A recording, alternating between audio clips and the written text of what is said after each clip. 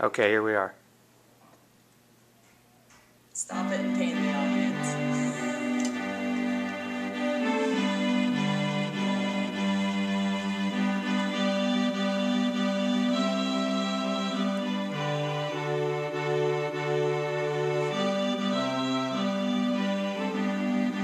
In 1963, Martin Luther King had a dream.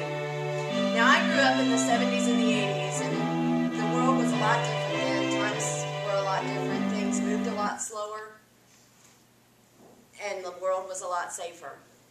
And I look at the world today and I wonder, how did it get this way? With so many Christians in this world, how did we get this far? So tonight I want to talk to you about a dream that I have, a dream of a revival for this nation. As I watch the news and see what's going on around the world, it's teenagers having children, drive-by shootings, crime running rampant, and families falling apart. And the way things are, they upset me and they outrage me. And I wonder, is this not something worth fighting for? Have Christians lost their passion to fight for God's truth and for God's character? I feel we have plenty to fight for. I feel we have a responsibility to fight for and defend God's truth and God's character, especially being God's children. I feel that as parents we have the responsibility to provide a safer world for our children.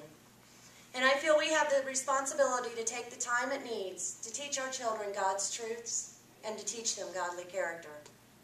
I feel we have the responsibility to fight for what we believe.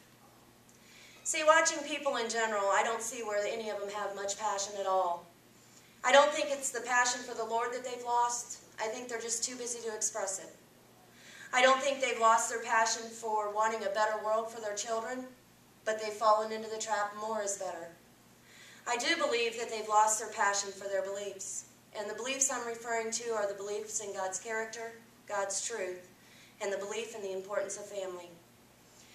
As I watched the Martin Luther King speech I have a dream speech for a speech assignment, I had to analyze it. And as I was analyzing it, I noticed there was 3 things that made this a great speech. Dr. King and his audience both knew they had something worth fighting for. They both had the courage to fight for it. Dr. King was very slow to speak, but he was very passionate in what he said. And both he and the audience believed that they would be triumphant. Now, watching this speech, it reminded me of the story of David and Goliath in the Bible, and I noticed some similarities. Both David and Dr. King were fighting for something that was in accordance to God's truth. Both of them knew that God was on their side, and both of them believed those things wholeheartedly. So as Christians, I feel it is time that we are to live the way we are meant to live, that we find the David that is in all of us, that we stand firm in our beliefs and stop making compromises to God's truth, that we fan the flames as we are told to do in 2 Timothy 1, verses 6 through 8, or as Beth Moore put it in her tabernacle study, that we fuel the fire that is God within us. I feel that it is time that we slow down so we can, as Pastor Joy told us last week, gain the knowledge that comes only from being still. As Christians, we are supposed to be still and know that He is God, not live life in the fast lane. We are given a spirit of courage, but yet we live in fear. We can change this nation. We need to remember what's important, stand firm in what we believe, slow down and listen to God's truths, and live a life showing that we believe those truths. To help live this life, I challenge you to continue your walk with the Lord, to slow down and see what fires God wants to start in your life, and then fuel those fires until they're blazing so bright the whole nation sees them.